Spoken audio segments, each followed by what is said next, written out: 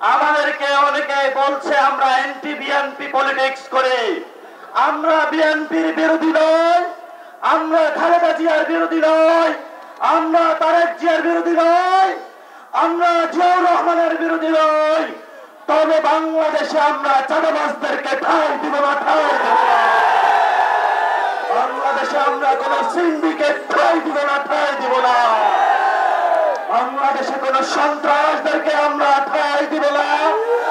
আগামীতে যদি ঐক্য হয়, আগামীতে যারা আমাদের সহযুক্ত হবে তাদেরকে একটি শর্ত মেনে আসতে হবে।